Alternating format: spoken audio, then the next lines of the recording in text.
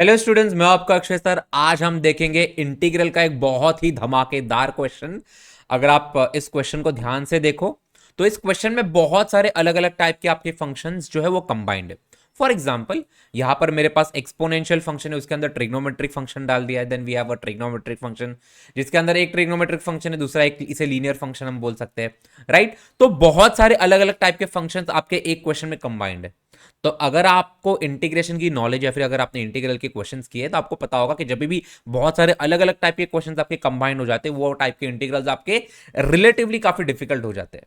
Okay, also अगर इस question की अगर मैं बात करूं तो इस क्वेश्चन को हम लोग एक बहुत ही अलग टाइप, एक बहुत ही अलग वे में सॉल्व करेंगे, जिसे हम लोग बुलाते हैं कॉम्प्लेक्स इंटीग्रल्स के तरीके। ओके, उसमें आपका सबसे इंपॉर्टेंट और सबसे पावरफुल थ्योरम है जो है आपका कॉशीज रेसिड्यू थ्योरम। ओके, अब इस कॉशीज रेसिड्यू थ्योरम को एग्जैक्टली कैसे अप्लाई करना है और इस कॉम्प्लेक्स इंटीग्रल को कैसे इवैल्यूएट करना है आज हम इस लेक्चर में देखेंगे।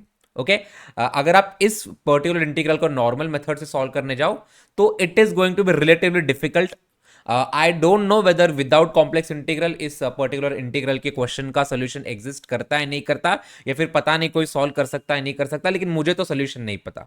ओके, अगर आप इसे विदाउट कॉम्प्लेक्स इंटीग्रेशन किसी और मेथड से, नॉर्मल मेथड से करके दिखा सकते हो तो करो और मुझे कमेंट सेक्शन में बता देना। डेफिनेटली मैं सोल्यूशन को गो थ्रू करूंगा। ओके, लेकिन आज मैं आपको कॉम्प्लेक्स इंटीग्रल के तरीके से ऐसे टाइप के क्वेश्चंस कैसे सॉल्व करना ये बताऊंगा। अभी ये जो तरीका है ये बहुत सारे अलग अलग टाइप के इंटीग्रल्स में अप्लाई कर सकते हो और ये बहुत ही ज्यादा पावरफुल टेक्निक है। ओके, तो स्टार्ट करते हैं कैसे कॉम्प्लेक्स या फिर कॉशीज रेसिड्यू थ्योरम से कैसे इस क्वेश्चन को सॉल्व करना है। मैं बोलूंगा लेट से इस वाले इंटीग्रल को मैं आई बुला रहा हूं। ओके, तो यही इंटीग्रल थोड़ा सा अलग फॉर्म में इसे लिखूंगा यहां पर। ये मेरा बन जाएगा इंटीग्रल ऑफ 0 से 2 pi. Okay, then we have e raise to the power cos theta. Right, e raise to power cos theta. यहां पर अंदर देखो मैं थोड़ा सा चेंज करूंगा। क्या करूंगा, इसे मैं लिखा cos of sine theta minus n theta. Right, यहां पर मैं लिखूंगा एक नया टर्म ऐड करूंगा जिसे बोलो plus i times sine of sine theta minus n theta. Okay, ये मैंने कंप्लीट कर दिया डी थीटा। अभी आप बोलोगे सर ये आपने एडिशनल टर्म कैसे लिख दिया? यार एडिशनल टर्म मैंने इसीलिए लिखा है बिकॉज हमें पता है कि cos theta plus i times sine theta आपका e raise to power i theta होता है। राइट, और कहीं ना कहीं पे इन सारे ट्रिग्नोमेट्री में अगर मैं एक्सपोनेंशियल में कन्वर्ट कर दूं, कहीं ना कहीं यहां पर और एक एक्सपोनेंशियल बैठा है तो चीजें रिलेटिवली इजी हो जाएगी। लेकिन क्या हम ऐसे ऐड कर सकते हैं? ऑफकोर्स नहीं कर सकते, लेकिन यहां पर मैं छोटा सा चेंज और करूंगा। यहां पर मैं लिखूंगा रियल पार्ट। ओके, तो इन जनरल में करूंगा क्या, मैंने इंटीग्रल को थोड़ा सा ट्विस्ट कर दिया है। उस इंटीग्रल के अंदर मैंने एक इमेजिनरी पार्ट डाल दिया है और इमेजिनरी पार्ट डाल के मुझे पता है वो इंटीग्रल बहुत इजीली सॉल्व हो जाएगा। लेकिन उस इंटीग्रल का हमें सिर्फ रियल पार्ट लेना है and that real part is going to be our integral. Okay, I hope आपको ये स्टेप समझ में आया। ये पहला ही step, one of the most important step है इस सोल्यूशन का। आई होप आपको ये स्टेप समझ में आया हो। मैंने किया कुछ नहीं है, मैंने इंटीग्रल के अंदर एक इमेजिनरी टर्म ऐड कर दिया है। ओके, और ओवरऑल जो मेरा आंसर होगा it will be real part of this new integral now. Okay, I hope आपको एक स्टेप समझ में आ गया। ठीक है, इसके बाद तो जाहिर सी बात है आपको समझ में आ गया हो क्या करना है हमें। यहां पर ये जो cos theta plus i sine theta के फॉर्म का जो एक्सप्रेशन आ रहा है उसे e raise to power i theta में हमें कन्वर्ट करना है। राइट, तो इसे मैं आगे कंटिन्यू करता हूं। ये आपका बन जाएगा आप रियल पार्ट ऑफ इंटीग्रल 0 से 2 पाए। ओके, आपके पास एक e raise to the power cos theta तो है ही, इसी के साथ साथ ये cos theta plus i sine theta के फॉर्म से आपका e raise to power i theta होता है। तो ये बन जाएगा आपका e raise to the power i times theta के बदले ये अंदर का जो क्वांटिटी है sine theta minus n theta. Okay, तो यहां पर आएगा sine theta minus n theta. Right, and then we have d theta.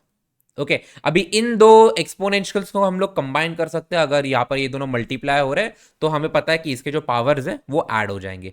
तो ये आपका हो जाएगा real part of integral 0 to 2 pi e raise to the power, ये दोनों टर्म्स हमें ऐड करने पड़ेंगे। ये आपका बन जाएगा cos theta plus i times sine theta minus i times n theta d theta. Okay, चलो फिर इसके आगे मैं इसे क्या लिख सकता हूँ, थोड़ा सा इसे और सिंप्लीफाई कर देते, फिर हमें सब्सटीट्यूशन करना है। ये बन जाएगा इंटीग्रल 0 से 2 पाए। इसे मैं लिख सकता हूँ e raise to the power cos theta plus i times sine theta into e raise to power minus i times इसे मैं लिख दा एन टीटा डी टीटा।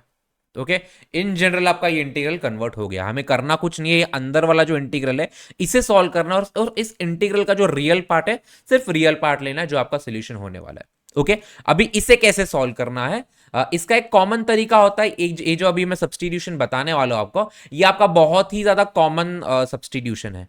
हम क्या करेंगे, हम यहां पर बोलेंगे let z equal to e raise to the power i theta. Okay, ये बहुत ही कॉमन सब्सटीट्यूशन है, डरने की जरूरत बिल्कुल भी नहीं है। Okay, let z equal to e raise to the power i theta. तो अभी जाहिर सी बात है, जो डिफरेंशियल टर्म है उस डिफरेंशियल टर्म का सब्सटीट्यूशन भी हमें देखना पड़ेगा। तो यहां पर अगर मैं डिफरेंशिएट करूं d z by d theta करूं, तो आपका यहां पर d z by d theta क्या हो जाएगा, यह आपका हो जाएगा e raise to the power i theta. Exponential तो चेंज होता है, लेकिन उसके अंदर का जो क्वांटिटी है, by applying the chain rule, यहां पर एक आई भी मल्टीप्लाई हो जाएगा, राइट। तो यहां से मैं डी टीटा को क्या बोल सकता हूं, मैं डी टीटा को बोल सकता हूं d z upon i times e raise to the power i theta, correct. और आपका e raise to power i theta क्या है, ये तो आपका जेड ही है। तो ओवरऑल आपका जो डी टीटा है, जो आपका डिफरेंशियल टर्म है इंटीग्रल का, ये किस में कन्वर्ट हो गया, ये आपका कन्वर्ट हो गया D z upon i times Z. I hope आपको इतना समझ में आ गया हो। ओके, अभी ध्यान रखने वाली बात यह है, जब भी मैं ये सब्सटीट्यूट कर रहा हूं, जब अभी मैं इसे कॉम्प्लेक्स डोमेन में लेकर जा रहा हूं, जाहिर सी बात है कॉम्प्लेक्स डोमेन में पहले से था, लेकिन यहां पर थोड़ा सा सब्सटीट्यूशन अगर हम ध्यान से देखें तो आपका इंटीग्रल क्या कन्वर्ट हो जाएगा, ये काफी इंपॉर्टेंट है जानना। तो आपका यहां पर इंटीग्रल हो जाएगा रियल पार्ट ऑफ इंटीग्रल। अभी आपके जो लिमिट्स है, लिमिट्स में क्या चेंज होगा वो आपके मैं बताऊंगा। ओके, ये एक कॉन्टूर इंटीग्रल होगा। ओके, बताऊंगा आपको ये कॉन्टूर एग्जैक्टली है क्या। इसके अंदर ई रेस्ट पर cos theta plus i sine theta बोला है। अभी जेड को मैंने ई रेस्ट पर आई टीटा बोला है, जो आपका cos theta plus i sine theta ही होता है। फॉर दैट रीजन ये जो अंदर की जो क्वांटिटी है ये सिंपली आपका जेड हो जाएगा। तो ये आप यहां पर आपका आ रहा है e raised power z into e raised power minus i n theta. Okay, ये जो आपकी क्वांटिटी है e raised power minus i n theta, इसे मैं बोल सकता हूं e raise to the power i theta the whole raise to minus n, right. I hope आपको समझ में आ रहा है, कुछ नहीं किया है मैंने यहाँ पर, बस वो टीटा और एन को मैंने शिफ्ट कर दिया। ऐसा क्यों कर दिया, बिकॉज जेड आपका e raise to i theta है, तो ये वाला आप क्वांटिटी आपका simply z raise to minus n बन जाएगा। ओके, तो यहां पर मैं इसे लिख सकता हूं z raise to minus n into d theta जो है आपका, डी टीटा का सब्सटीट्यूशन मैंने ऑलरेडी लिखा है, ये आपका है d z upon i raise to the power z. Okay, I hope मैंने इस इंटीग्रल को कैसे कन्वर्ट किया ये आपको समझ में आया हो। अभी आपको एक कॉन्टूर बता देता हूं, इसमें आपका कॉन्टूर क्या होने वाला है, ये आपका होने वाला है unit circle, unit circle centred at origin, centred at origin. ऐसा कैसे हो गया, ये आपको जो लिमिट है 0 से 2 पाए, मतलब हम पूरा का पूरा सर्कल कंप्लीट कर रहे हैं। ओके, फॉर दैट रीजन आपका यहां पर जो कॉन्टूर है वो बन गया आपका एक यूनिट सर्कल, जो सेंटर के अंदर जो इसका ओरिजिन ही सेंटर है या फिर सेंटर ही ओरिजिन है। ओके, चलो अभी इस इंटीग्रल को थोड़ा सा और सिंप्लीफाइड फॉर्म में लिखते हैं। आप देख सकते हो आपका इंटीग्रल काफी ज्यादा सिंप्लीफाई ऑलरेडी हो चुका है। अगर आप इसका ओरिजिनल इंटीग्रल को देखो तो ओरिजिनल इंटीग्रल तो इतना भयानक सा कुछ दिख रहा था, पता नहीं चल रहा था क्या करना है, लेकिन अगर आप इस इंटीग्रल को देखो कहीं ना कहीं पे काफी हद तक सिंप्लीफाई हो गया। इनफैक्ट और भी एक मैजिकल ट्रिक है, ट्रिक नहीं बोल सकते, ये तो एस्टैब्लिश्ड थ्योरम है, वो आपको बताऊंगा कि कैसे इस इंटीग्रल को सॉल्व हो जाएगा।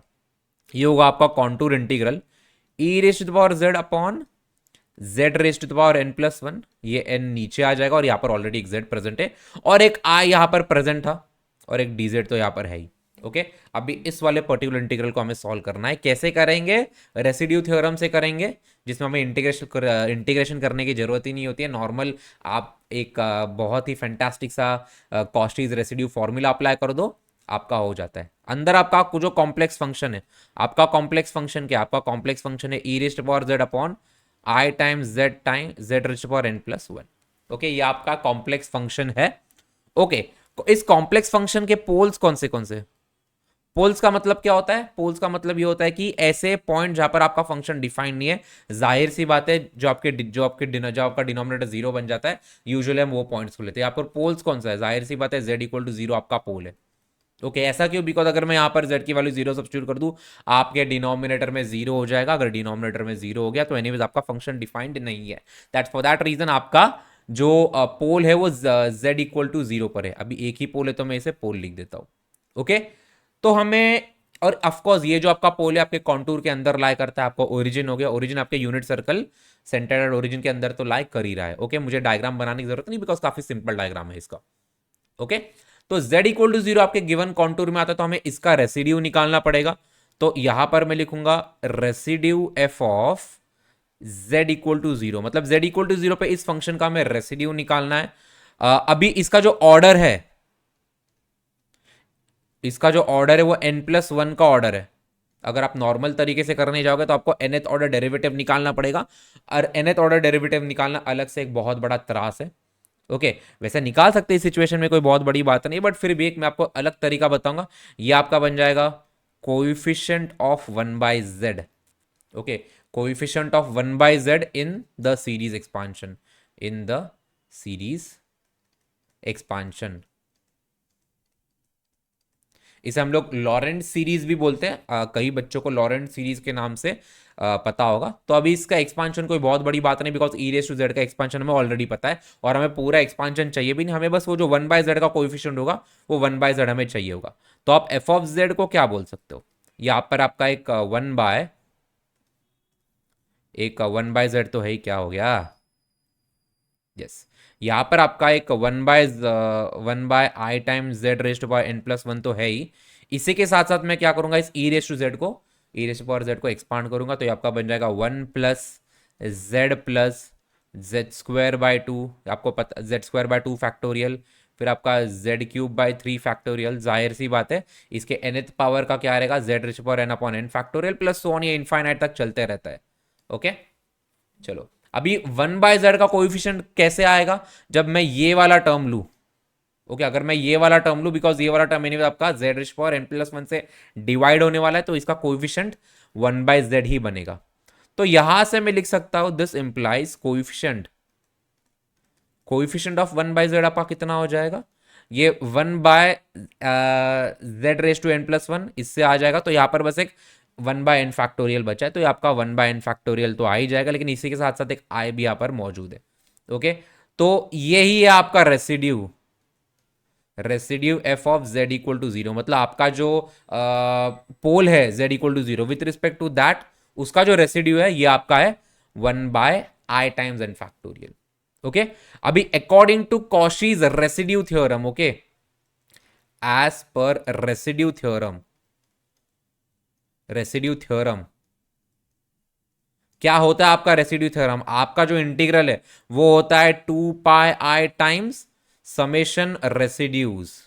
ठीक है, आपके जितने भी रेसिड्यूज है उनका सबका एडिशन, अब इसमें एक ही रेसिड्यू है तो वही हम लोग इसमें डाल देंगे। ओके, लेकिन ध्यान रखने वाली बात यह है, इस आई को मैं आई नॉट बोल देता हूँ कि ये अलग इंटीग्रल है, आपका इंटीग्रल है बस real part of this particular thing. तो आपका यहां पर आई किस में कन्वर्ट हो जाएगा, आपका आई कन्वर्ट हो जाएगा real part of 2πi into आपका रेसिड्यू कितना है 1/i टाइम्स n फैक्टोरियल। तो यहां पर आई कैंसिल आउट हो रहा है, तो आपका इंटीग्रल हो जाएगा real part of 2π/n factorial. Funny बात यह है कि इसके अंदर कोई इमेजिनरी पार्ट है ही नहीं, तो जो है वही आपका आंसर है, ये आपका हो गया 2π/n फैक्टोरियल। ओके, तो इसमें आपका आंसर कौन सा हुआ, इसमें आपका ऑप्शन बी इसमें आपका करेक्ट आंसर हो गया।